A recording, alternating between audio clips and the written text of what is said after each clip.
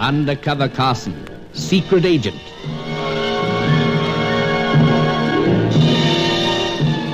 Operation Death Ray, an assignment in Rio.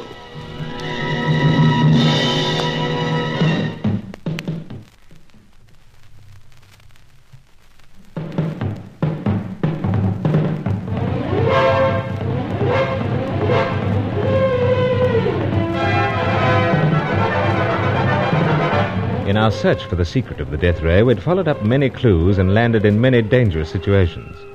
Often the clue was a word, a name. And now we had the most sinister of them all, Chaco. We knew he was one of the 6 scientists who'd reached South America after working on the secret weapon in Europe. And we knew also that he'd been busy rounding up information from his colleagues. In his quiet and tenacious way, Angelo, Sir Giles Davenport's servant, was making inquiries.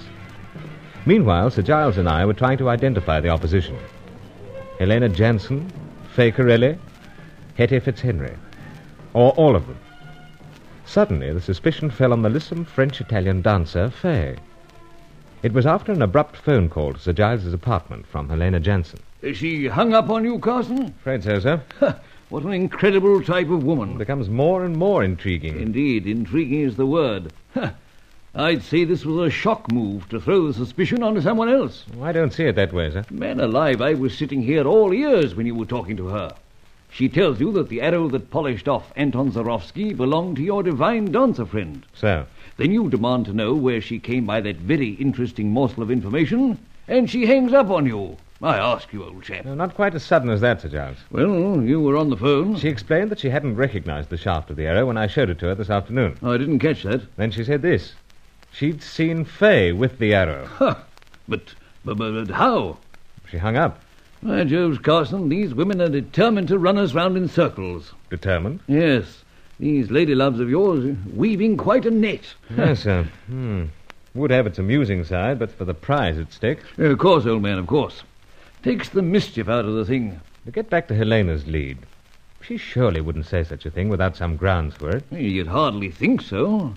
Yes, but why would she throw the suspicion on Fay so openly? Well, after all, Carson, this afternoon you did ask her about the arrow. True. Though it seems a very sudden change of face. Exactly, sir. Then let's analyze it. Miss Helena Jansen is our number 1 suspect. Well, was. Is or was, please yourself. But we do know that she was a British agent, a renegade. But for reasons that aren't clear. Now, there you go again, Carson, defending the woman. Oh, it's a weakness of mine, sir. Like to defend them all, I suppose. You do something to them, I must say. But to press on, we may assume that Miss Jansen is part and parcel of our rival agents. Perhaps the freelancers we've been told about. Perhaps the major continental power we haven't identified. Perhaps the 1, 2, or 3 other starters in the field. But we may assume, as I say, that she's working with one of them. Assumed, sir. Now, Carson, for all her exotic beauty and femininity, Mademoiselle Corelli hasn't exactly passed our scrutiny without arousing considerable suspicion. True, sir. She may not be quite as naive and helpless as she makes out. She claims that she lives for her dancing, and that alone. Apart, of course, from a sidelong glance or two at Monsieur Bruce. Thanks. But she may have time to work on the quiet for one of our rivals. Now, Carson, Miss Jansen may well be trying to remove Mademoiselle Corelli out of the picture. See what you mean. Well, look at it this way. We'd like to remove all our rival agents so that we could carry on the search impeded. And our rival agents naturally have the same sentiments. Oh, precisely. Well then, Sir Giles, this calls for a visit to the White Tulip. The White Tulip? Blanca Tulipa, the place where Fay dances. Oh, yes, of course. I was forgetting she's left that El Rocco place. Why exactly did she leave? Well, the stares of the loud dressers were becoming a trifle too brazen. You're doubting it, sir? With all due respect to Mademoiselle Corelli, I find it hard to believe that she'd take offense at the stares. Well, that's her story. It deserves scrutiny. Well, on your way, Carson. I can see that you are just dying to get there. You care to come, sir? No, old man. Nothing worse than a gooseberry, especially a doddering one. Oh, wouldn't say that, sir. I do envy you. But, of course, we mustn't forget the real purpose of your visit to the White Tulip. What was Mademoiselle Corelli doing with the arrow that killed Anton Zarofsky?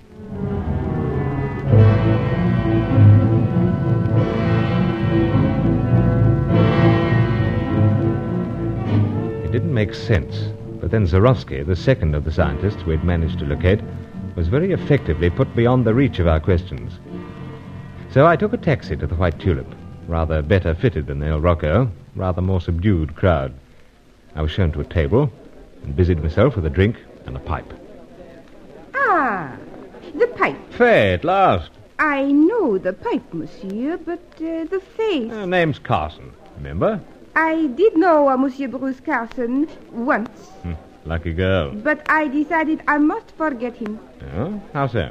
Every moment of the day and the night I think about him. For him only do I dance. I throw myself at him. He breaks my heart. Sounds terrible type.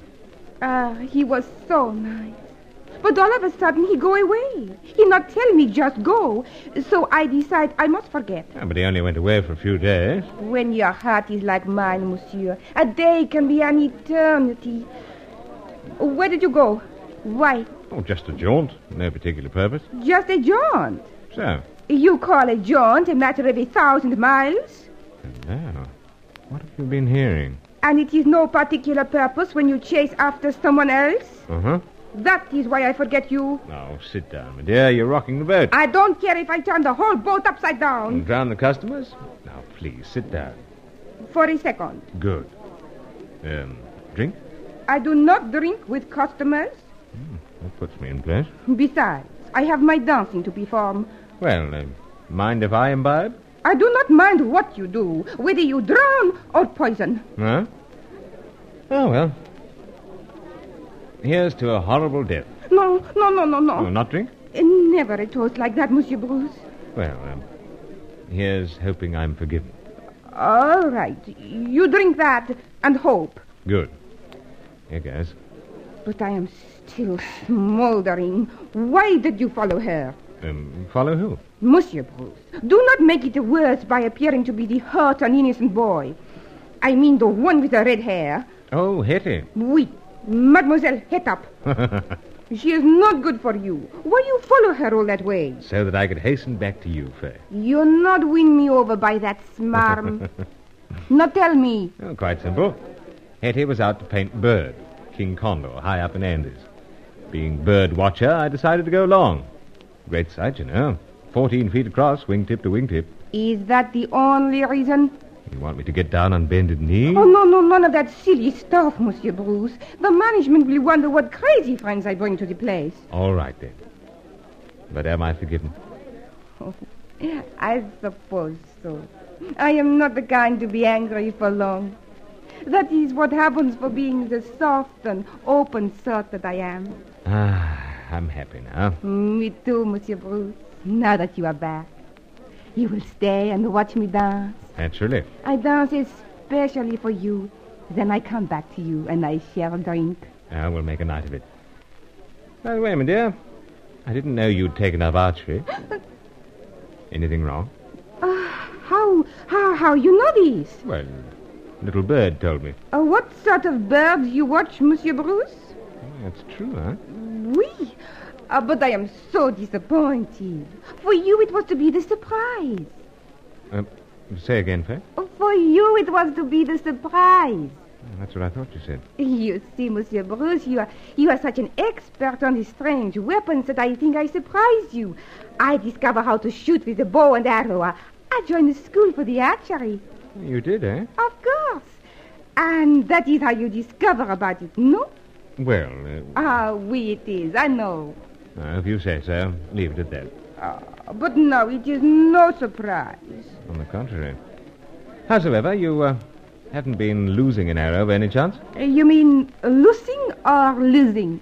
Both, or either. No, Monsieur Bruce, What now? all of a sudden I remember.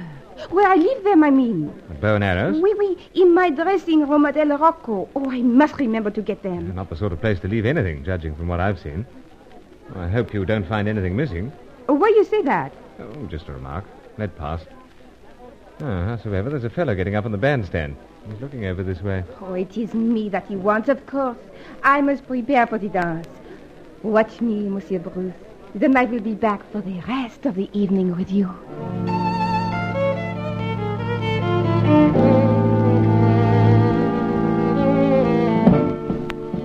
Faye danced as only she could.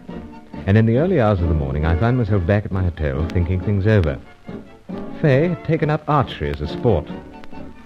Seemed plausible enough, and her reaction to my snapped question genuine enough. So we were getting nowhere in our attempt to identify the opposition. However, some progress had been made in another direction.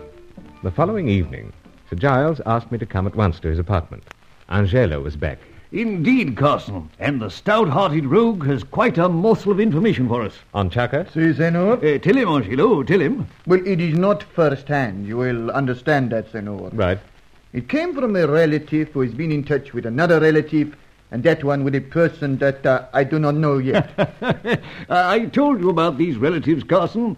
Our Angelo has a secret network of them right through the city and elsewhere.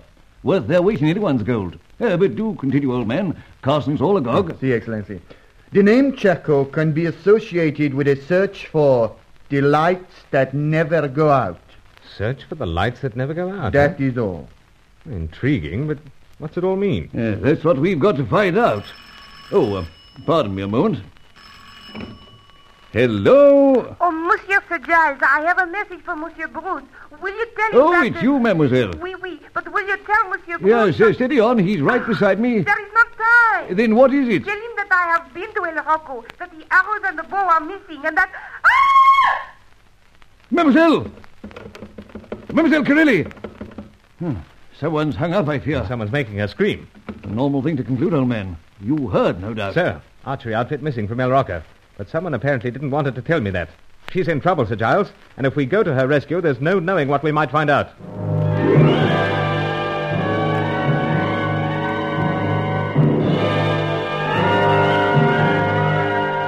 And so the arrow business wasn't over and done with yet.